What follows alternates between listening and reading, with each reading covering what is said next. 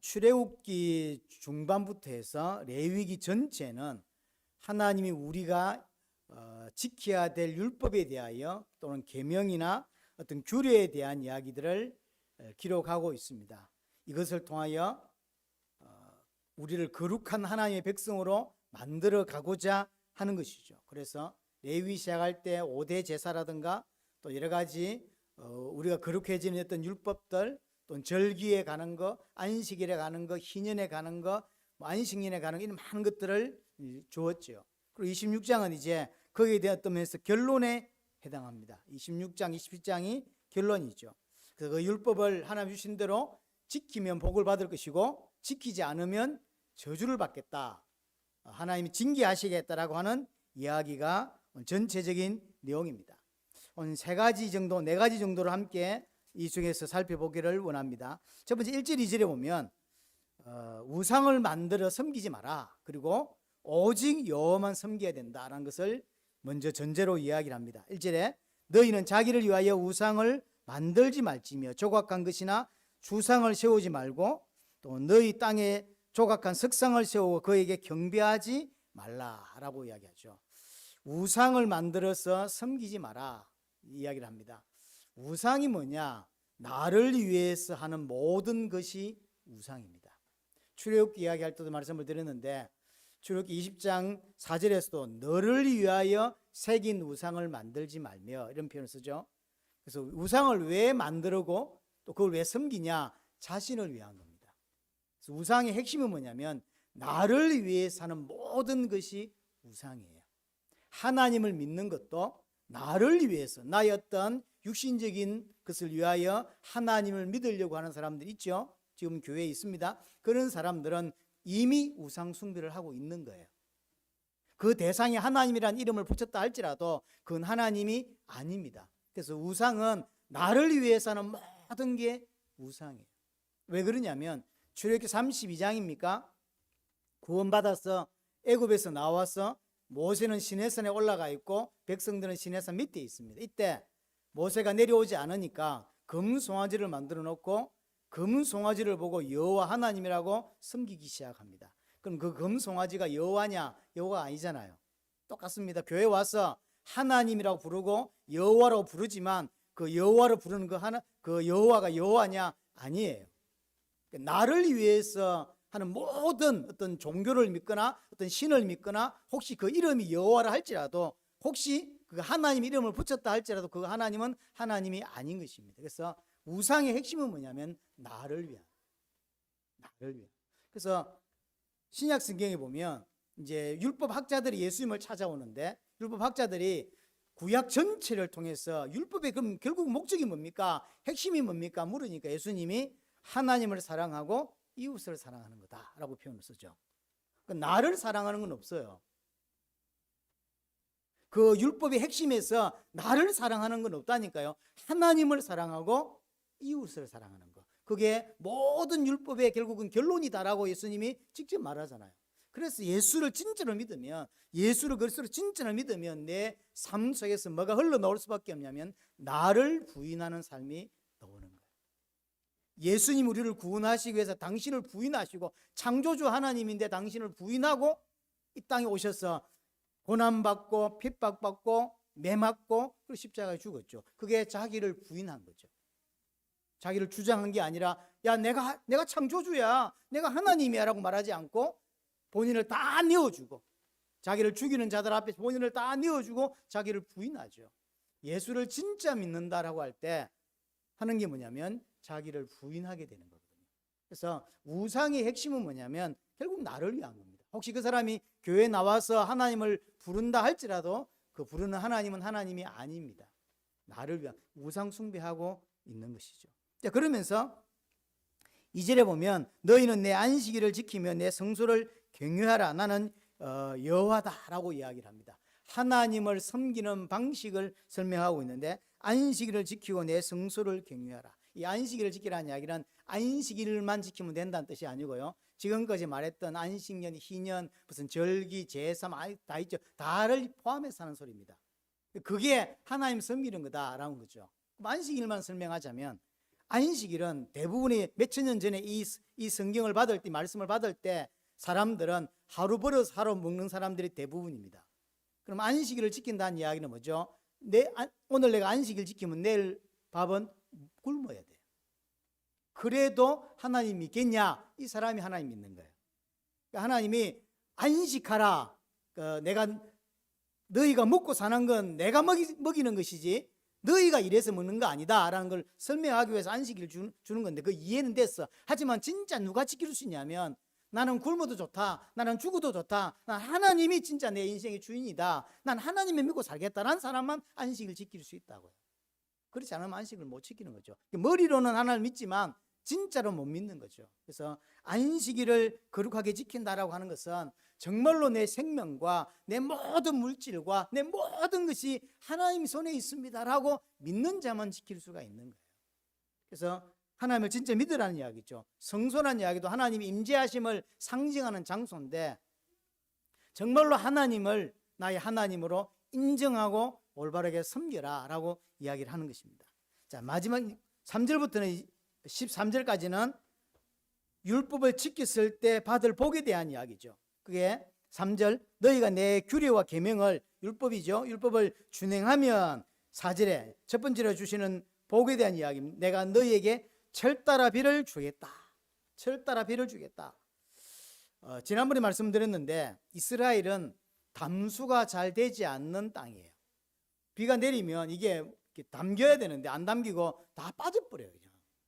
그렇죠. 그래서 가장 중요한 것 중 하나가 늦은 비, 이른 비, 철을 따라서 비가 내려와야 돼. 비가 내려야 농사를 지어서 먹을 수가 있는 거예요. 그러니까 이건 무슨 뜻이 단순히 비를 주겠다는 뜻이 아니잖아요.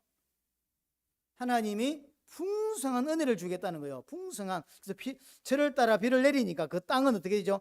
산물을 내고 소산물을 내고 밭은 나무의 열매를 맺고 이렇게 5절에 너희의 타작은 포도할 때까지 미치며, 그러니까 타작에서 곡식을 쌓아놨습니다. 이제 가을에 그게 다음 해에 포도 딸 때까지 그게 풍성하게 남아 있는 거예요. 그리고 이제 포도 따는 것은 파종할 때까지, 그 포도 이제 따는 것은 또 다음 봄에 파종할 때까지 또 열매가 있는 거죠. 그러니까 쉽게 말하면 철 따라 비를 내려주겠다는 이야기는 풍성함으로 하나님이 축복하겠다는 거예요. 5절에 너희의 타작은 포도할 때까지 미치며 너희의 포도는 따는 것은 파종할 때까지 미치리니 너희가 음식을 배불리 먹고 너희의 땅에 안전하게 거주하게 될 거다. 이게 하나님 첫 번째로 주시는 풍성함에 대한 이야기고요. 두 번째가 6절부터 8절까지입니다. 내가 그 땅에 평화를 줄 것이다. 두 번째가 평화입니다. 너희가 누울 때 너희를 두렵게 할 자가 없을 것이며, 우리가 앉고 눕고 일을 하고 사는데 나를 두렵게 할 자가 없게 만들겠다는 거예요. 이 축복이죠. 또 내가 사나운 짐승을 그 땅에서 제할 것이고 칼이 너희 땅에 두루 행하지 아니할 것이며, 하나님께서 원수를 다 꺾어주겠다는 거예요. 사나운 짐승들, 그 다음에 칼, 이런 것들이 내 땅에 들어와서 우리를 어렵게 만들지 못하게 만들겠다. 7절 너희의 원수들을 다 쫓으리니, 혹시 전쟁이 난다 할지라도 하나님께서 적들이 쳐들어와도 다 쫓아내겠다, 승리하게 만들겠다라고 이야기하죠. 8절에 또 너희의 다섯이 백을 쫓고, 다섯이 어떻게 백을 쫓습니까? 네, 그렇게 만들겠다는 거예요. 너희 백이 만을 쫓으리니, 100명이 어떻게 몇 명을 쫓습니까? 그렇게 만들겠다는 거예요. 그래서 하나님께서 평화를 누릴 수 있도록 그렇게 만들어주겠다라는 거죠. 9절은 세 번째로 내가 너희를 돌보아 너희를 번성하게 하고 너희를 창대하게 할 것이며 내가 너희와 함께한 내 언약을 이행하겠다. 이 이야기는 창세기 1장부터 나오는 이야기죠. 하나님께서 창세기 1장에 아담을 만드시고 나서 창세기 1장 26절, 27절, 28절에 하신 이야기죠. 생육하고 번성하여 땅에 충만하라, 땅을 다스리라고 이야기했죠. 이제 아담이 범죄함을 잃어버렸죠. 하나님께서 창세기 9장에 노아를 부르시고 나서 동일한 이야기를 똑같이 해요. 그러니까 아담에게 주었던 이야기를 동일하게 노아한테 하고 있고요. 근데 노아 이후에 또 범죄하죠. 창세기 12장에 보면 하나님이 아브라함을 부르시는데 아브라함을 부르시거나 동일한 이야기를 합니다. 지금 계속 같은 이야기를 하고 있죠. 이 땅에서 생육하고 번성하고 창대하게 될 것이다. 당시 구약 사람들이 가지고 있는 복의 개념을 그대로 활용해서 설명하고 있는 것이죠. 그럼 이제 11절부터 이야기는 10절 이야기는 앞에서 첫 번째 했던 풍성의 강과 같은 거고요. 11절부터 13절은 결국 3절부터 10절까지 했던 이야기의 어떤 종합편이라고 볼 수 있습니다. 핵심적인 이야기인 거죠. 하나님이 진짜 주려고 하는 게 결국 이거예요. 그 11절, 내가 내 성막을 너희 중에 세우겠다. 성막을 우리 중에 세우겠다는 이야기는 뭐냐면 내가 너희 가운데 함께 하겠다는 거예요. 내가 너희 가운데 함께 하겠다. 쉽게 말하면 임재하겠다는 거죠. 임재하겠다. 그래서 12절에 나는 너희 중에 행하여 너희의 하나님이 되고 너희는 내 백성이 될 것이다. 너희 중에 행하겠다. 너희 중에 거닐겠다. 너희와 함께 하겠다. 그래서 너희의 하나님이 되겠다는 거죠. 언약적 관계를 맺고 있는 거죠. 결국 이 이야기는 11절, 12절 이야기는 또 13절까지 이야기는 어떤 이야기냐면 에덴 동산을 상기시키고 있는 거예요. 하나님께서 에덴을 창설하시고 여기에 아담 하울을 에덴에 부르시죠. 넣어서 축복하시는 장면이죠. 그 중에 함께하고 그 에덴에 하나님이 임하셔서 아담과 함께했죠. 그리고 거닐었어요. 아담이 하나님과 거닐죠. 이야기를 하고 있는 거예요. 하지만 이 모든 축복, 하나님 보호하심과 하나님 인도하신 이 모든 것들을 함께 하시는 모든 것들을 창세기 3장 죄로 말미암아 다 잃어버렸죠. 다 깨져버렸어요. 그래서 저주가 온 거죠. 순종함으로 인하여 이 모든 것들을 회복시키겠다. 원래 아담에게 주셨던 그 축복을 다시 회복할 것을 이야기하고 있는 겁니다. 자, 그럼 나머지 14절부터 마지막 절까지는 율법을 지키지 않았을 때 오는 저주에 관한 이야기예요. 이게 훨씬 깁니다. 그렇죠? 아니면 축복에 관한 이야기는 정확히 따지면 4절부터 13절까지 9절밖에 안 되는데 14절부터 40 몇 절까지 46절까지는 전부 저주예요.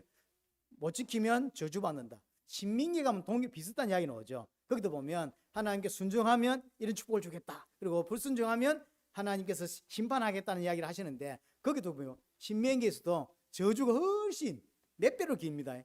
훨씬 깁니다. 왜 그럴까요? 인간은 근본적으로 하나님 은혜 베풀지 않으면 저주받을 수밖에 없는 그런 존재라는 거예요. 사실은 율법의 특징이 뭐냐면 율법을 다 지킨다고 다 지켜도 딱 한 개를 못 지켰어. 그건 율법을 못 지킨 거예요. 율법이 100가지가 있다고 칩시다. 100가지가 있는데 그 100가지 중에 99가지는 지켰는데 한 가지를 못 지켰어. 그는 율법을 지킨 겁니까? 못 지킨 겁니까? 못 지킨 겁니다. 그러니까 한 개라도 안 지킨 건 율법을 못 지킨 거예요. 안 지킨 거죠. 이 모든 계명을 준행하지 아니하면 언약을 배반한 자가 된다라고 오늘 15절에 이야기합니다. 오늘 총 5단계로 연결이 되어 있어요. 자, 14절부터 먼저 좀 보면요. 그러나 너희가 내게 청종하지 아니하여 이 모든 명령을 준행하지 아니하며 내 규례를 멸시하며 마음에 내 법도를 싫어하여 내 모든 계명을 준행하지 아니하며 내 언약을 배반할진대. 그래서 불순종이 뭐냐면 언약을 배반하는 거다. 창세기 1장, 2장 이야기하고 동일한 이야기를 하고 있는 거죠. 그러면서 이제 16절부터 율법을 지키지 않으면 어떻게 되는지를 한 5단계로 설명을 하게 됩니다. 16절, 내가 이같이 너희에게 행하리니 곧 내가 너희에게 놀라운 재앙을 내려 폐병과 열병으로 눈이 어둡고 생명이 쇠약하게 될 것이다. 율법을 지키지 않으면 어떻게 되냐? 폐병과 열병으로 고통당하게 될 거다라고 하죠. 그래서 그 열병 때문에 눈도 어두워지고 생명이 쇠약해지는, 이게 단순히 열병이 아닌가 봐요. 그래서 아이들 키울 때 제일 무서운 게 열이죠. 온도가 치수도 올라가면 제일 힘들죠. 같은 거죠. 폐병이 생기고 그다음에 열병 때문에 그것 때문에 생명이 위태롭게 된다라고 이야기하고요. 16절 계속해서 너희가 파종한 것이 헛되리니, 그러니까 여러분들이 수고하고 노력한 것이 다 헛되게 된다는 거죠. 왜 그러냐? 대적이 와서 그것을 먹어요. 여러분들이 열심히 일해서 돈을 벌어놨는데 다 도둑을 맞아버리면 어떻게 되겠습니까? 그 이야기인 거예요. 17절, 내가 너희를 치리니 너희가 너희의 대적에게 패할 것이고, 그러니까 전쟁이 나고 그래서 패배하게 되고 너희를 미워하는 자가 너희를 다스릴 것이고, 그러니까 얼마나 고통스럽겠습니까? 우리를 미워하는 자가, 우리의 대적이 우리를 다스리니까. 어느 정도가 되냐면 너희는 쫓는 자가 없어도 도망할 것이다. 이게 첫 번째 단계예요. 쫓는 자가 없는데 도망해야 돼. 쫓는 자가 없는데 얼마나 불안한 가운데, 얼마나 근심과 염려 가운데, 초조함 가운데 살게 되는지를 설명하는 거죠. 그러니까 율법을 지키지 않으면 하나님께 이렇게 그냥 뱃병이나 열병 정도가 아니라 대적을 보내서 고통을 주고 그것 때문에 죽고 그것 때문에 많은 사람이 고난을 당하고 그 지배를 받지만, 또 어떤 한편에서는 그런 자가 일어나지 않아도, 대적이 우리 집에 쳐들어오지 않아도 어떤 삶을 살게 되냐면요, 초조함과 두려움과 이렇게 산다는 거예요. 그냥 쫓는 자가 없는데 도망을 가요. 나를 미워하고 쫓는 자가 있으면 이해가 되는데, 쫓는 자가 없는데 인생이 불안한 거예요. 불안 지수가 계속 상승해. 그래서 뭐 아무것도 못하는, 너무 두려웠어. 그러면 이제 정신을 차려야 되겠죠. 하나님께 돌아와야 되겠죠. 율법을 지켜야 되겠죠. 근데 어떻게 되냐면 18절부터 보면 18절부터 20절입니다. 또 만일 너희가 그렇게까지 되어도 내게 청종하지 아니하면, 이렇게 하나님께서 재앙을 내리고 심판을 했단 말이에요. 그러면 정신을 차려야 되는 게 인지상정이죠. 하나님이 나를 지금 징계하시는구나 깨달아야 되는데, 그렇게 하나님께서 어려움을 주었는데도 뭐한다? 청종하지 않는다. 만일 너희가 그렇게까지 되었는데도, 이렇게 하나님께 재앙을 내렸는데도 깨닫는다 못 깨닫는다? 못 깨닫는다. 못 깨닫는 사람이 대부분인 거예요. 그러면 하나님이 어떻게 하냐면 너희의 죄로 말미암아 내가 너희를 7배나 더 징벌할 것이다. 그럼 지금 많은 고난이 오고 폐병이 오고 대적이 나를 치고 대적이 안 하는데도 두려워서 이 땅을 살기가 너무 힘들어. 근데 거기에 7배를 하나님이 더 하시겠대. 7배는. 7배란 말은 숫자적으로 7배다 이런 개념이 아니라 7은 완전수죠. 하나님께서 완전히 징계하시겠다, 완전히 심판하시겠다라고 하는 이야기인 거죠. 여기서 18절에서 뭘 알 수 있냐면, 하나님께서 하나님의 백성을 징계하는 목적을 볼 수 있죠. 그게 뭐죠? 멸망시키려고 하는 게 아니에요. 하나님은 자기 백성을 돌이키고 하나님께로 돌아오고 정신을 차릴 수 있도록 그렇게 하려고 징계 내리는데, 대부분의 사람들은 잘 못 깨달아요. 어려움을 당해도 무릎 꿇을 줄 모르고요, 일이 생겨도 하나님께 무릎 꿇을 줄 몰라, 기도할 줄 몰라요. 하나님께서 징계하시는 목적은 돌이키라는 거죠. 정신을 차리라는 거예요. 근데도 정신 못 차리는 사람들이 대부분이다. 19절에 뭐라 하냐면 내가 너희의 세력으로 말미암은 교만을 꺾고 너희의 하늘을 철과 같게 하며 너희의 땅을 높게 같게 하겠다. 징계를 내림에도 불구하고 말씀에 청종하지 않아요. 이걸 오늘 본문에서 뭐라고 말한다고요? 그걸 교만이다. 하나님께서 야단을 치고 문제를 줬는데도, 가정에 문제를 주고 눈물을 줬는데도 하나님께 무릎을 안 꿇어. 기도하라고 준 건 사건인데 기도할 줄 몰라. 그걸 왜 그러냐? 교만이라는 거예요. 이때 하나님께서 어떤 징계를 내리시냐? 하늘을 철과 같게 하겠다. 어떠실까요? 비가 안 내리는 거예요. 그 다음에 땅이 녹각하게 됩니까? 이게 비를 흡수를 못해. 비가 흡수가 돼야 되는데 흡수를 못해. 그러면 이제 농사를 못 짓는 거죠. 그 이야기는. 그래서 20절에 뭐라고 이야기하냐면 너희의 수고가 헛될 거다. 그렇게 이야기하는 거죠. 아무리 고생해서 노력해서 일해본들 전부 다 헛수고가 되는 거예요. 그렇게 만들겠다. 그럼 왜 이렇게 될까요? 왜 교만할까요? 왜 교만하죠? 내가 먹고 살만하기 때문에 그래요. 나는 하나님 없어도 된다라는 생각이 기본적으로 깔려있는, 그러니까 하나님이 재앙을 내리고 하나님께 저주를 하고 하나님 징계를 하시는데도 눈 하나 끔찍하지 않는 거예요. 하나님이 생각할 때 무릎을 꿇고 하나님을 붙잡고 복음을 붙잡으라고 문제를 주었는데, 문제 주니까요, 의지가 문제 줘가지고는 눈 하나 깜짝 안 해요. 그게 교만이에요. 왜 그러냐? 하나님 필요 없다고 생각하는 거예요. 왜 하나님 필요 없다고 생각하냐면 땅의 소산이 풍성히 나오거든요. 그러니까 대단히 하나님께 기도를 한 것도 아니고 뭐 안 했는데도, 노력 안 했는데도 땅이 소산이 너무 풍성히 많이 나니까 지가 노력 많이 해서 지가 잘해가지고 부자가 된 줄 알아요. 그러니까 하나님 필요 없다고 생각하는 거예요. 하나님이 진짜 그 사람이 하나님의 백성이 맞으면 어느 날 교만할 수밖에 없는 그 조건들을 하나씩 하나님 건드세요. 싹 없애버린다니까. 왜냐? 교만하지 않고 하나님 무릎 꿇는 자, 하나님을 하나님을 인정하는 자로 만드는 게 하나님의 목적이거든. 정신을 차려야 되는데 21절에 너희가 나를 그스려 내게 청종하지 아니할지니, 그럼에도 불구하고 어려움 왔죠? 근데 7배를 더했어. 그러면 진짜 돌아와야 되는 거 아닙니까?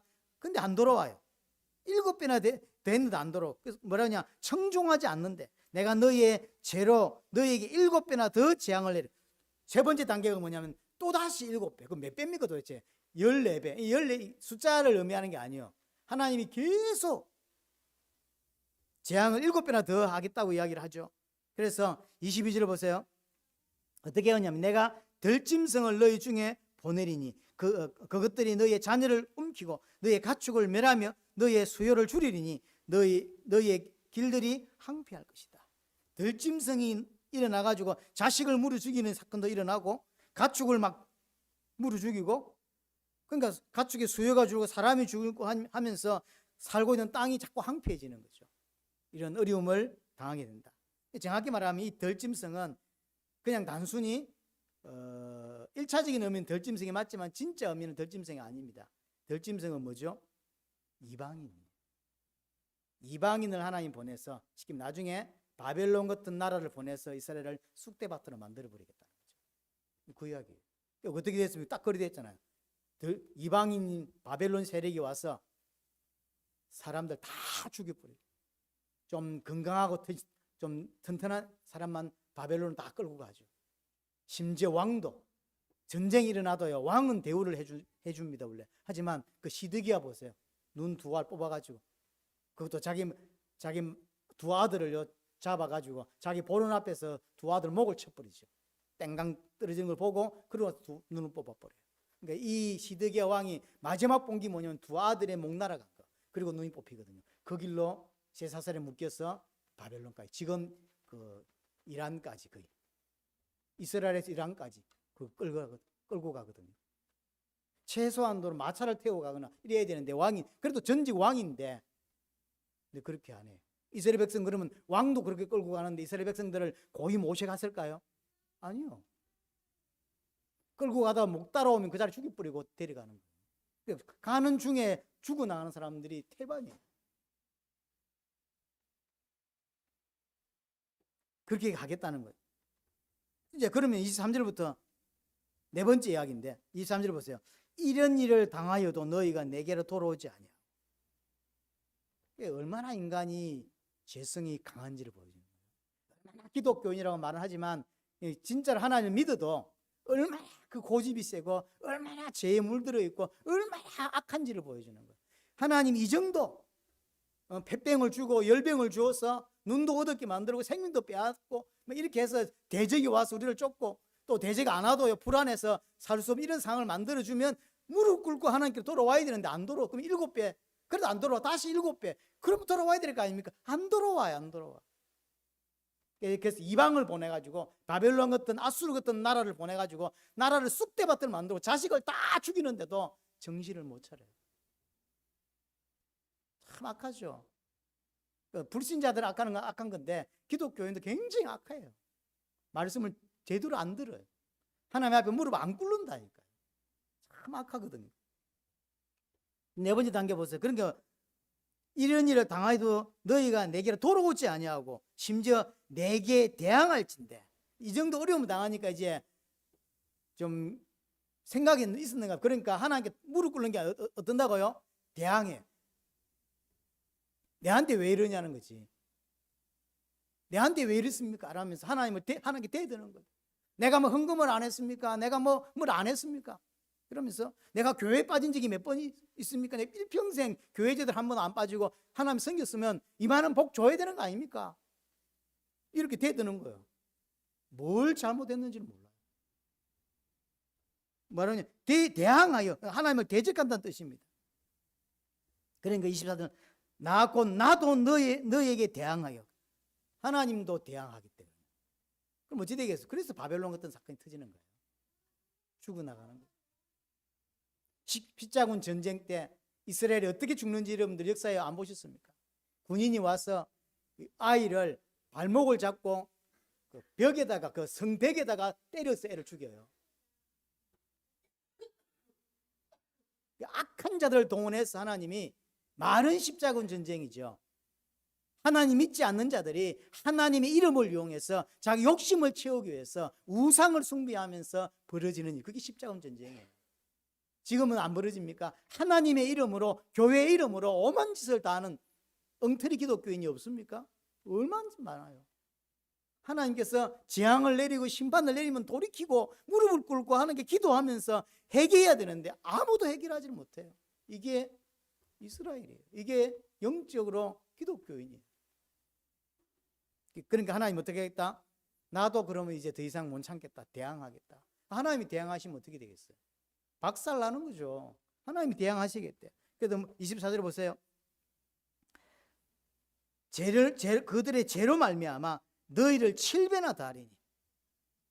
또 7배죠.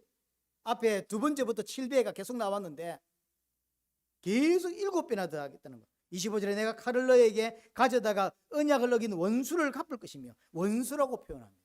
하나님의 백성인데 하나님 뭐라고 표현한다고요? 원수다. 원수다. 교회 다니는 횟수가 또는 교회에서의 직분이 그 사람의 믿음을 대변하는 건 아닙니다.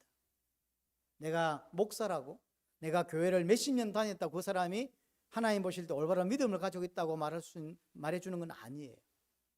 그렇죠? 목사 중에 하나님 믿지 않는 사람이 너무 많고, 교회 중에 교회 같지 않은 교회가 너무 많은 이 시대입니다. 그런 속에서 여러분들이 구별되어 부름받아서 오늘 교회를 나오셨고 하나님께 예배하고 있는 것입니다. 그러니까 종교인으로 살면 안 돼요. 가장 여러분들이 대적하고 여러분들이 가장 경계해야 되는 게 뭐냐면, 내가 종교인으로 살아가는 거예요.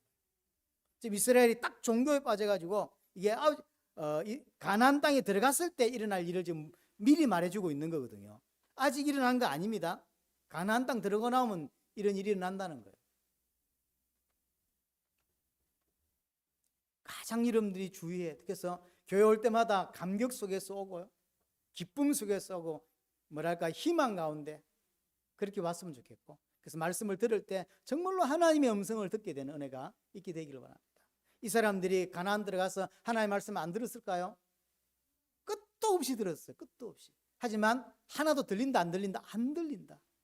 안 들리니까 아무렇게나 메시지 해야 되죠. 그러니까 가짜 목사들이 나올 수밖에 없는. 왜냐하면 성도들이 메시지를 못 알아들어. 못 알아들으니까 뭐라고 하나님의 말씀을 전해요. 그러니까 성경 연구해가지고 인간적인 이야기 하는 거예요. 그 인간적인 이야기가 훨씬 더 잘 먹힌다고요. 진짜 진리를 전할 필요가 없게 되는 거죠. 그러니까 요즘으로 말하면 교회 안에 가짜 목사가 많이 생길 수밖에 없는 원인 제공이 성도들 자신들에게 먼저 있어요, 사실.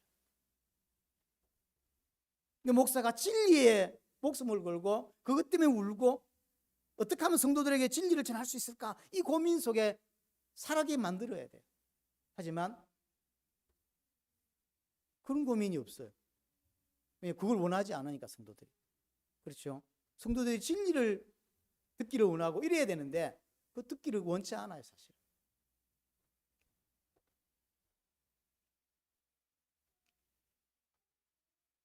자, 24절 심각하죠?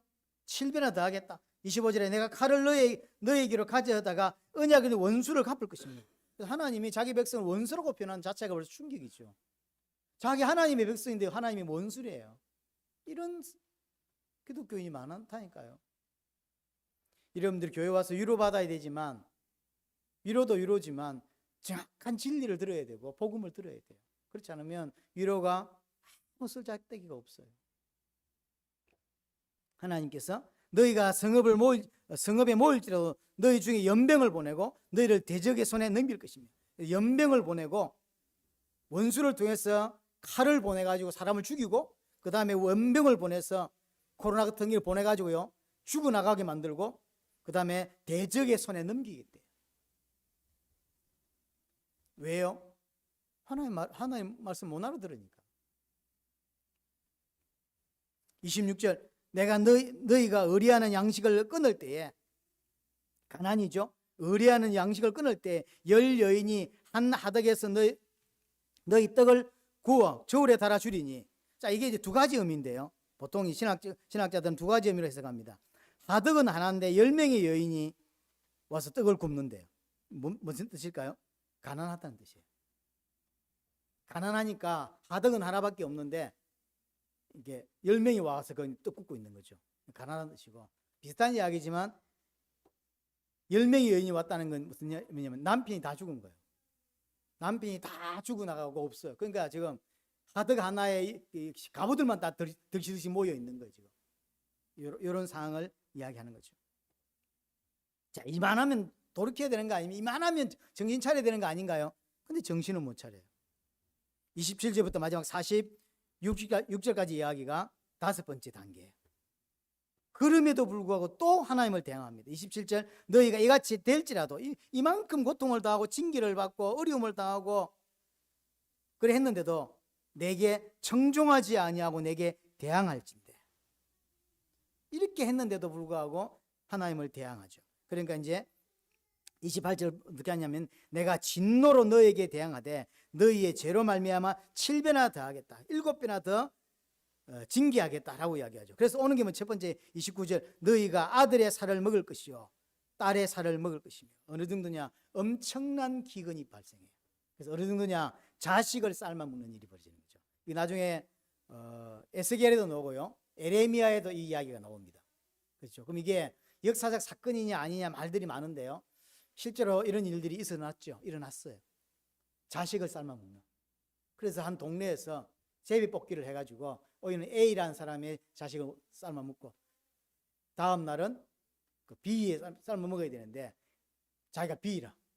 A 삶아 먹을 때는 자식 삶아 먹을 때는 삶아 먹었는데 내 자식을 못 삶아 먹겠는 거예요. 그러니까 이제 A는 자기 피눈물 흘리면서 자식을 삶아 먹었는데 이제 다음 날 다른 사람 삶아 먹으려 하는데 다른 사람이 못 삶아 먹게 하거든. 그러니까 이제 싸움이 나오고 피비린내 나는 전쟁이 일어나죠. 그 실제로 이스라엘 역사에 있었던 일입니다. 그런 가난을 하나님이 주겠다. 그런 가난. 엄청난 기근. 이게 뭘 이야기하는 거냐면 하나님이 내리는 재앙이기도 하지만 이게 인간의 죄성임을 우리에게 드러내는 거예요. 이 율법을 통해서. 사람이 얼마나 악하냐면요, 얼마나 인간의 죄성이 어느 정도냐면 자기를 위해서 자식도 삶아 먹어요. 어버이 주일인데 이상한 말이죠. 어버이 주일인데 근데 그게 그래요. 자기 자신을 위해서는 자식도 삶아 먹는 놈이 인간이에요. 그게 죄성이라고. 그 놈은 나쁜 놈이 아니라 상황이 되면 그렇게 된다니까요. 그게 인간의 죄성이에요. 율법을 통해서 우리가 어떤 죄인인지를 설명하는 거예요. 이걸 영적으로 굳이 이제 해석을 하자면, 좀 바꿔서 설명하자면, 우리 자식을 우리가 삶아 먹겠습니까? 근데 이게 뭔 의미일까요? 우리 자식을 낳아서 키우는데 어떻게 키우는 게 마치 자식 삶아 먹는 것 같은 거냐면 하나님 필요 없다라는 사상으로 이 아이가 살아갈 수 있도록 만드는 거, 그게 내 자식 삶아 먹는 것 같은 거예요. 그래서 교회 다니는 부모가 가장 조심해야 될 게 뭐냐면 집에서 교회에서의 모습과 집의 모습이 다를 때가 많거든요. 교회에서 막 이렇게 헌신하고 교회에서 뭐 이렇게 활동하고 실제 집에 돌아왔을 때 활동이 너무 다른 사람들이 많단 말이에요. 기독교인 중에서, 목회자들 중에서도. 뭐냐면 막 하나님 우리를 보호하신다, 인도하신다, 하나님은 된다 이러더니 집에 와서는요 처음부터 끝까지 돈 걱정만 하는 거예요. 돈 걱정. 그러니까 아이가 자라면서 뭘 듣게 되냐면 하나님보다 돈이 더 무서운 거구나 이렇게 알게 되죠. 그게 내 자식 삶아 먹는 거예요. 돈이 없어도 하나님이 우리를 인도하실 거다라는 믿음이 저게 무슨 뜻이지라고 아이가 고민하면서 어느 순간 하나님의 은혜로 그 믿음으로 살아가게 만들어야 될 건데, 내 자식 삶아 먹는 게 뭐냐면요, 돈이면 최고구나라고 느끼게 만드는, 그게 자식 삶아 먹는 거예요. 가장 하면 안 되는 행위가 사실은 믿음을 떨어뜨리는. 30절에 보니까 산당과 분향단을 부수고 시체를 그 부서진 우상에 던지겠다는 거예요. 이게 무슨 뜻이냐? 30절 보세요. 내가 너희의 산당들을 헐며 너희의 분향단을 부수고 너희의 시체들을 부서진 우상들 위에 던지겠다라고 이야기하죠. 무슨 말이냐면 우상을 부숴놓고 그 우상 위에 시체를 왜 던지냐면 그 우상이랑 네가 똑같다는 거예요. 너희는 전부 우상에 속한 자들이다. 그러니까 지금 이스라엘은 나중에 가나안 땅 들어가서 하나님을 섬기는 게 아니라 말은 하나님 섬기는데 실제로 하나님 섬기는 게 아니에요. 교회 와서 하나님 부르고 예수 부르지만 실제로 예수 부르는 게 아닌 거예요. 그런 사람 너무 많습니다. 그런 사람들을 죽여서 하나님이 우상 제단 위에 던져놓겠대. 무슨 말이냐면 다 우상에 속한 자들이다. 다 우상에 속한 자들이다. 그래서 예수님이 나중에 마태복음 6장 보면 사람은 두 주인을 섬길 수 없다 그러죠. 하나님을 섬기든지 돈을 섬기든지. 둘 다 섬길 수 있는 사람은 이 땅에 없습니다. 딱 둘 중에 하나만 섬겨요. 이 땅에서 하나님만 섬기든지 아니면 돈만 섬기든지. 둘 중에 하나라는 거죠. 그리고 31절 32절에 성읍과 토지를 항폐하게 만들겠다. 성읍과 토지를 다 항폐하게 만들겠다 이야기하고 33절부터 35절까지는 여러 민족 중에 흩어버리겠다. 33절 내가 너를 여러 민족 중에 흩을 것이요. 우리는 바벨론에 포로된 것만 기억하지만 실제로는 그렇지 않습니다. 바벨론에 제일 많이 갔고요. 애굽이라든지 여러 나라에도 많이 팔려갔습니다. 실제로. 그래서 여러 나라에다가 이제 보내버렸어요. 그러고 나서 34절 35절 보세요. 뭐라고 이야기했냐면 너희가 원수 땅에 살 동안에 너희의 본토가 항무할 것이므로 땅이 안식을 누릴 것이라. 지난주도 이야기했죠. 이스라엘이 희년과 안식년을 제대로 지킨다 안 지킨다? 안 지킨다. 안 지키니까 하나님이 강제로 이스라엘 백성을 포로로 보내버리고 그 70년 동안 이스라엘에 안식을 줬다. 이렇게 표현하고 있죠. 근데 이게 한 군데만 이렇게 표현하는 게 아니라는 거예요. 오늘 본문에서 그 이야기를 하고 있어요. 없는 동안, 너희가 없는 동안, 죄짓는 너희들이 없는 동안 이 가나안 땅은 안식년과 희년을 통하여 안식을 실제로 누리게 만들겠다라고 이야기를 하는 거죠. 36절부터 38절 보면요. 너희 남은 자에게는 그 원수들의 땅에서 내가 그들의 마음을 약하게 하리니 그들은 바람에 불린 잎사귀 소리도 놀라 도망하기를 칼을 피하여 도망한 듯 할 것이다. 무슨 말이냐면 이제 그렇게 이제 전쟁이 났음에도 불구하고 살아남은 사람들 있죠. 또 바벨론 포로로 가기도 하고 애굽에 포로로 가기도 했는데 이 사람들이 그러면 살아남았으니 끝이냐? 아니라는 거죠. 유배지에서도 고통을 당해요. 어느 정도 고통을 당하냐면 잎사귀 소리에 놀라 도망을 가는 거예요. 마치 잎사귀 소리가 칼창 들고 군인들이 쫓아오는 소리처럼 들리는 거예요. 무서워. 두려움 속에 사는 거죠. 이 땅을 두려움 속에서 초조함 속에서 살아가게 만들겠다. 37절 보세요. 뭐라고 되어 있냐면 그들은 쫓는 자가 없어도 칼 앞에 있음 같이 아무도 쫓아오는 자가 없어요. 근데 마치 칼 앞에 있는 것처럼 살아가고요. 서로 짓밟혀 넘어지리니 너희가 원수들을 맞설 힘이 없을 것이라. 이게 아무도 나를 괴롭히는 사람이 없음에도 불구하고 어떻게 산다고요? 두려움과 초조함과 염려와 이렇게 살아간다. 누가요? 하나님께 순종하지 않는 자, 율법을 지키지 않는 자. 39절에 왜 그렇게 하냐? 왜 이런 고난을 주냐? 앞에도 이야기했는데요. 너희 남은 자가 너희 원수들의 땅에서 자기의 죄로 말미암아 세잔하여 그 조상의 죄로 말미암아 그 조상같이 세잔할 것이다. 뭐 때문에요? 죄로 말미암아. 왜 이렇게 되냐? 죄 때문에. 하나님께 순종하지 않는 죄 때문에. 사실은요, 기독교인이 가난하고 어려움 당하는 일들이, 어려움 나오는 것들이 실제로 가난이나 가뭄이나 또는 전쟁이나 포로나 어떤 전염병 문제가 아니라는 거예요. 우리가 볼 때는 가난이 문제고, 우리가 볼 때는 정치가 문제고, 우리가 볼 때는 이런 다른 나라에 외침을 당하고 전염병이 생기고 코로나가 생기고 이것이 마치 재앙처럼 보이는데 재앙이 맞죠. 하지만 진짜 문제는 그게 아니라는 거예요. 뭐죠? 하나님께 대한 불순종 때문이에요. 정치를 잘해야 되는 게 맞아요. 하나 진짜로 정신 차려야 될 건 정치를 잘해야 될 게 아니라 하나님 앞에 바로 서야 된다는 거예요. 하나님께 바로 서면, 기독교인이 하나님께 바로 서면, 하나님 필요하면 그 나라를 정치 잘할 수 있도록 올바로 머리 생각 들어가고 이 머리 뚝 있는 애를 하나님이 세우실 수 있다는 거예요. 근데 우리는 그렇게 생각 안 해요. 정치가 똑바로 해야지. 그렇겠죠. 정치 문제가 아니라는 거예요. 여러분이 우리의 문제가 가난이 문제가 아니라는 거죠. 우리의 문제가 정치인들의 문제가 아니고 우리의 문제가 전염병의 문제가 아니다. 뭐가 문제라는 겁니까? 죄가 문제라는 거예요. 하나님은 기독교인들의 죄, 복음 알아듣지 못하고 하나님 앞에 순종할 줄 모르고 말씀을 이렇게 말했는데도 불구하고 알아듣지 못하는 죄, 그게 문제라고 이야기하는 거예요. 교회가 정신을 차려야 돼요. 진짜 정치 문제입니까? 아니라는 거예요. 죄 때문이에요. 자, 40절부터 마지막 결론인데 좀 따로 봐야 되는데요. 자, 그러면 사실 레위기 26장 전체의 핵심이 오늘 이 부분입니다. 자, 보세요. 40절, 그들이 나를 거스른 잘못으로 자기의 죄악과 그들의 조상들의 죄악을 자복하고 또 그들이 내게 대항함으로. 이상하죠? 죄를 하나님께 자복했대요.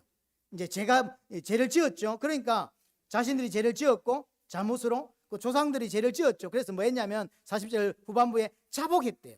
그럼 자복하고 회개했잖아요. 그런데 또 그들이 내게 대항하고, 회개하고 이렇게 했는데, 돌이켰는데 또 하나님을 대항한대. 그러니까 40절 마지막에 41절에 나도 그들을 대항하여, 나도 그들을 대항하는 거죠. 이상하잖아요. 자복하고 회개하고 하나님께 돌이켰는데 또다시 하나님을 대적하고 하나님께 죄를 짓는, 뭘 말일까요? 인간이 어떤 존재인지를 설명하는 거예요. 아무리 회개하고 아무리 돌이켜도 또다시 죄를 지을 수밖에 없는 존재가 누구냐면 인간이에요. 그래서 율법을 왜 주셨는지를 오늘 본문에서 정확하게 답을 내셔야 됩니다. 하나님은 율법을 우리에게 주셨는데, 율법을 오늘 레위기 26장에서 이야기하죠. 율법을 잘 지키면 복 주고 율법을 순종하지 않으면 저주를 하겠다고 이야기하셨는데, 진짜로 율법을 주신 목적이 그거냐? 마치 그것처럼 설명하는데, 그러면 율법을 언제 지킬 수 있습니까? 안식일 제대로 지킬 수 있나요? 희년 제대로 지킬 수 있나요? 못 지켜요. 인간은 절대로 하나님이 주신 율법을 100% 지킬 사람이 없어요. 아까 말씀드렸죠. 율법이 100가지라고 하면 99가지를 다 지켰다 할지라도 한 가지를 못 지키면 그건 율법 지킨 게 아니라고 했어요. 그러면 출애굽기 중반부터 해서 레위기 전체가 다 율법에 관한 이야기인데, 그 율법을 하나도 빠짐없이 다 완벽하게 지킬 수 있냐? 인간이 못 지켜요. 쉽게 말하면 하나님은 못 지킬 율법을 우리에게 주셨다니까요. 그러면 율법 지키라는 이야기가 아닌 거예요. 정확히 말하면 내가 어떤 존재인지를 설명하고자 하는 거예요. 인간이 어떤 존재인지를 설명하려고 하는 것이죠. 인간은 절대로 율법을 지킬 수가 없어요. 회개하고 돌이켰는데 또 하나님을 대적하고 하나님께 대항하고 또 죄를 지어요.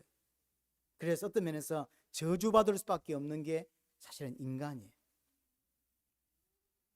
그래서 출애굽기 중반부터 해서 레위 전체를 통해서 율법을 주셨는데, 사실 온전하게 지키라고 이야기하고 있지만 온전하게 지킬 수 있는 사람은 아무도 없다. 정확히 말하면 하나님의 의도대로 정확하게 지킬 수 있는 사람은 아무도 없다. 자, 그러면 율법 주신 목적이 뭡니까? 율법은 지키라고 준 게 아닙니다. 첫 번째, 율법 왜 주시냐면 내가 어떤 존재인지를 깨달으라고 주신 거예요. 나는 하나님 말씀하신 율법 하나도 똑바로 지킬 수 없는 죄인이구나라는 사실을 깨닫게 하라. 내가 인간의 죄가 뭐고, 내가 왜 죄인인지, 인간의 죄가 뭐고, 로마서 3장 20절에 그래서 율법은 죄를 깨닫게 함이니라라고 바울이 이야기해 주죠. 율법이 없으면 내가 죄인인 줄도 몰라. 내가 잘못된 줄도 몰라. 율법을 주니까 내가 죄인이고 하나님 앞에 저주받을 수밖에 없는 사람이구나를 깨닫게 만들어주는 거예요. 율법을 지켜야 되는 게 아니고, 쉽게 말하면 내 모습을 폭로시켜 주는 게 율법이 하는 일이에요. 어떤 율법을 하나님 주셨죠. 난 그걸 못 지키면서 난 안 되는구나, 나는 정말로 하나님의 은혜가 필요한 자지, 난 이런 거 하나 지킬 수 없는 죄인이구나를 깨닫게 하려고 주신 게 율법이에요. 마치 요한복음 16장에 보면 예수님께서 성령에 대한 설명을 하실 때, 성령이 너에게 오시면, 보혜사가 너에게 오면 죄에 대하여, 의에 대하여, 심판에 대하여, 세상에 대하여 책망한다는 이야기하죠. 쉽게 말하면 성령을 우리가 받게 되면 뭐가 깨달아지냐면 죄가 뭔지 깨닫게 되면 죄를 폭로시켜 주는 거예요. 내가 얼마나 죄인인지를 폭로시켜 주는 게 성령의 역할이라고 이야기했어요. 똑같은 겁니다. 율법을 주신 목적이 뭐냐면 지켜야 돼요. 지켜야 되는데 지킬 수 있냐? 못 지킨다. 그럼 율법의 목적이 뭐냐면 내가 죄인이란 사실, 인간이 망하는 게 죄 때문이란 사실을 설명하기 위한 거예요. 그래서 뭐가 필요하다? 하나님의 은혜가 필요한 자다는 사실을 깨닫게 하려고. 두 번째, 그래서 결국은 내가 죄인이기 때문에 난 스스로 절대로 구원받을 수 없기 때문에 내 노력으로는 안 되기 때문에 뭐가 필요하다? 예수 그리스도가 필요하구나 깨닫게 하려고. 갈라디아서 3장 24절. 그래서 율법은 초등교사다라고 표현하는 거예요. 안 되지. 봐, 그리스도만 되는 거야 라고 보여주는 게 율법이에요.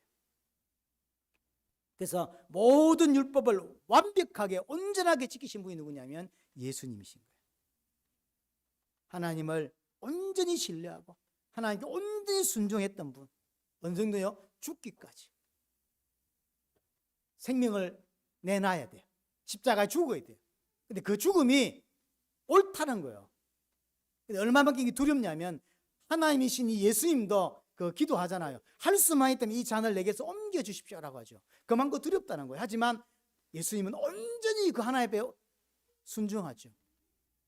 내 뜻대로 하지 마옵시고 아버지 뜻대로 하게 해주십시오. 그래서 온전히 하나님을 신뢰하고 온전히 하나님께 순종하세요. 누가요? 예수님이. 우리는 어떻게 구원받습니까? 그 완벽하게 율법을 성취하시고 다 순종하신 예수 그리스도와 연합함으로. 그래서 연합하는 게 구원이고요. 그 연합하는 방법이 믿음인 거예요. 나는 안 되지만 예수님이 십자가 부활을 통하여 그 모든 율법을 완성하셨다는 사실을 믿음으로 말미암아 나도 그 예수 그리스도의 구원 안으로 내가 들어가는 거예요. 나는 못 들어가요. 나는 할 수가 없어요. 그래서 예수 그리스도 안으로 내가 들어가는 거예요. 그게 믿음입니다. 자, 그러면 왜 율법은 안 됩니까? 왜 율법을 안 되냐? 41절 보세요. 나도 그들에게 대항하여 내가 그들의 원수들을 땅으로 끌어갔음을 깨닫고 그 할례받지 아니한 그들의 마음이 낮아져서 그들의 죄악의 행벌을 기쁘게 받으며 라고 이야기하죠. 왜 율법으로 안 되냐면 할례받지 않은 마음 때문에. 할례받지 않은 마음. 인간은 율법 하나 제대로 지킬 수 없는 죄인입니다. 죄인임을 깨달아도, 그럼 죄인이라는 사실을 깨달는다고 하면 해결됩니까? 내가 죄인이구나, 난 지옥이 마땅하구나 깨닫는다고 내가 구원받을 수 있냐는 거예요. 못 받아요. 죄인이라는 사실을 깨달아도 안 되고 못 깨달아도 안 되는 거죠. 문제는 깨달아야 되고, 깨달았음에도 불구하고 나는 내 스스로 내 문제 해결할 수 없구나, 내 문제, 죄와 사단과 하나님과 단절되는 문제 해결할 수 없구나 깨닫고 회개하고 돌이켰잖아요. 또 죄 지을 수밖에 없는 거예요. 그걸 뭐라고 표현한다고? 할례받지 않은 마음이다. 할례받지 않은 마음. 그래서 인간의 문제는 행위가 아니에요. 마음 문제예요. 그렇죠? 마음 문제라. 그래서 그 마음에 뭘 해야 된다? 할례를 하라는 거죠. 율법의 목적도 결국은 죄를 깨닫게 하고 그리스도를 붙잡게 하는 게 목적이듯이 마음에 그걸 할례하는 거다라고 표현을 하는 거죠. 신명기 10장 16절에도 너희는 마음의 할례를 행하고 그러죠. 벌써 구약에서부터 이걸 깨달아요. 신약 와서 깨닫는 게 아니라니까요. 할례하라고 있는데 모세가 뭐라고 설명해요? 그건 율법을 통해서 할례하란 말이 아니라 할례는 마음에 해라. 율법을 통해서 내가 죄인이고 나는 메시아가 필요하다. 그래서 오직 메시아만이 나를 살릴 수 있다는 걸 깨닫는 거, 그게 마음의 할례를 하는 거예요. 로마서 2장 29절에 육신의 할례가 참 할례가 아니다. 할례는 마음의 할지니. 그래서 율법을 통해서 뭐가 마음의 할례를. 그래서 마음의 할례가 하면 뭐가 된다고? 마음이 낮아진다. 마음이 낮아진다는 말은 무슨 말입니까? 죄를 깨닫는 거죠. 나는 절대로 구원받을 수 없는 죄인이구나. 나는 지옥 가는 게 마땅하구나. 나는 저주받는 게 마땅하구나 라고 깨닫는 거예요. 그렇죠? 그게 마음이 낮아지는 거죠. 그래서 41절에 뭐냐? 죄악의 형벌을 기쁘게 받으면. 그래서 어떻게? 나는 지옥 가는 게 당연해. 난 저주받는 게 당연해. 그거 하나님의 형벌을 기쁘게 당연히 받는 거예요. 그걸 보고 마음에 할례를 했다고 하는 거예요. 근데 이 할례가 없이 율법을 지킴으로 구원받겠다든지 뭐 이런 마음의 변화가 없으니 아니라니까. 율법대로 하는데 회개하고 돌이켰는데 또 하나님 대적하죠. 대항하고, 이 잘못된 거구나. 또 회개하고 돌이켰는데 또 하나님을 대적하다는 거예요. 안 바뀌어. 교회 다니는데 안 바뀌어. 왜 안 바뀔까요? 마음에 할례를 안 한 거예요. 마음에. 진짜 내가 지옥 가야 마땅한 적은 못 본 거야지. 그게 깨달아져야 되고. 그래서 41절 이야기하는 하나님이 내게 내린 죄악을 기쁘게 받을 수밖에 없다. 난 당연하다. 난 지옥 가는 거 당연하다. 저는 이게 안 깨달아졌어요. 처음에. 교회 다니면서 오랜 시간 동안 이게 안 깨달았어요. 내가 죄인인 것도 인정하고 다 인정했는데 내 죄가 지옥 갈 만큼 큰 죄, 이게 난 이해가 안 되고요. 그 다음에 내 죄, 지옥 갈 이 죄를 해결하기 위해서 하나님이 내 대신 십자가 죽어야 된다는 거. 솔직히 난 이게 이해가 안 됐어요. 예수 안 믿는 나는 예수 믿었다고 생각하고 그때. 근데 이게 이해가 안 돼. 그럼 내 죄가 어느 거 크냐? 솔직히 말해서 감옥에 한 달이면 난 된다고 생각해요. 내가 뭔 죄를 지었다고. 내가 형쓰리 할 때 잠 따라간 거. 내가 지금 내가 욕을 좀 하지만 군대 가서 욕을 좀 배워서 일사단에서 욕을 배워서 내가 욕을 좀 하지만 근데 그 지금까지 내가 욕 한 번 제대로 안 해보고 살았는데 내가 보고 죄인이래요. 그것도 죄인, 그냥 죄인이 아니라 지옥가에 마땅하지. 난 그게 이해가 안 됐어. 그래서 20대 때 내가 하나님께 작정하고 기도를 시작했던 게 그것 때문이에요. 하나님, 솔직히 난 하나님 살아계시도 믿어지고 내가 죄인이라는 건 믿어지고 예수 그리스도 믿어집니다. 하지만 문제는 그게 아니라 내 죄가 지옥 갈 만한 죄냐, 그건 난 안 믿어지고 이 죄는 아무도 해결할 수 없어서 하나님이신 분이 이 땅에 오셔서 내 대신 십자가 죽고 부활해야만 이게 해결된다는데 솔직히 난 이건 이해가 안 된다. 그것 때문에 하나님께 정말로 눈물로 기도한 적이 있습니다. 꽤 많은 시간 동안. 어느 순간 이게 믿어져요. 요 딱 41절이 딱 이해됐어요. 난 지옥 가는 게 당연하다. 죄를 정확하게 인식이 되는 거죠. 나는 절대로 안 된다는 사실이 깨달아지는 거죠. 이게 마치 지금으로 설명하자면 성령의 은혜로 말미암아 마음의 변화가 일어난 것과 같은 거예요. 그게 율법이 주는 목적이에요. 나는 하나님의 은혜가 필요한 존재다. 나는 절대로 내 스스로 구원받을 수 없다. 그거 깨닫는 거예요. 성령의 은혜로 말미암아 깨닫죠? 그거 똑같은 것입니다. 그래서 정말로 이 은혜를 받은 사람은 하나님께 너무 감사하고 감격하고 미안하고 죄송한 거예요. 뭘 더 내놓으라고 할 수가 없어요, 사실은요.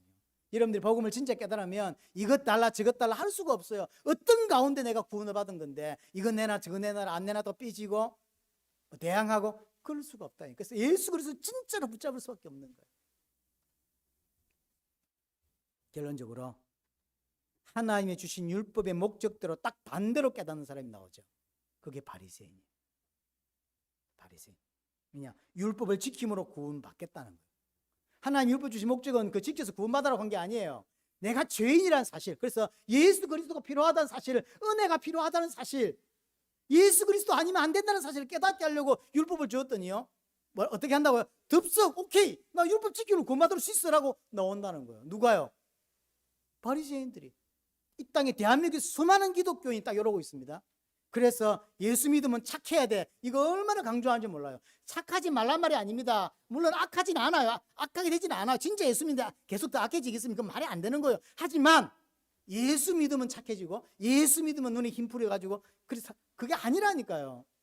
바리새인이 그러고 있어요. 오케이 율법 지키면 나 구원받을 수 있어 라고 나온 인물들이에요. 아닌데 자신이 얼마나 죄인이고 하나님 은혜가 필요하고 예수 그리스도가 필요한 사실을 설명하려고 율법을 주었더니 율법을 가지고 구원받겠다는 거예요. 그래서 율법 지키고 저주받아요. 거기 바리새인이에요. 지금 대한민국 교회 안에 이런 사람 많습니다. 열심히 하나님 믿고 저주받아요. 하나님 믿는 게 아니기 때문에. 그래서 착하게 살고 선행하고 로마서에 보면 로마서 8장 6절에 보면 육신의 생각은 사망이요 영의 생각은 평안과 생명이라고 하죠. 이 육신의 생각이라는데 육신의 생각이 뭘 말할까요? 율법을 통해 구원받겠다는 생각을 말합니다. 율법을 통해서 그 생각은 하나님께 원수가 된다는 거예요. 절대로 하나님 법에 굴복하지 않는 하나님 법이 뭡니까? 예수 그리스도. 예수 그리스도를 통하여 예수 그리스도 십자가를 통하여 구원받는 것 그게 하나님의 법인데 절대로 예수 그리스도 인정 못하는 거예요. 왜냐? 율법 지키면 되지 뭘라고 예수 그리스도를 믿어 이렇게 나온다는 거예요. 그래서 오늘 로마서 8장 7절에 절대로 그 생각은 하나님과 원수가 되는 생각이기 때문에 절대로 하나님의 법에 복종하지 않네. 하나님 굴복하지 않는데요. 그래서 엉터리 신자가 나오는 거예요. 그래서 결론적으로 그럼 율법 지킨다는 말이 무슨 말입니까? 나는 죄인입니다. 나는 하나님의 은혜가 필요한 자입니다. 나는 예수 그리스도가 필요합니다 라고 깨닫는 것, 그게 율법 지키는 거예요. 여러분에게 율법을 바르게 이해하고 율법을 올바르게 깨닫고 복음을 붙잡는 은혜가 있게 되기를 바랍니다.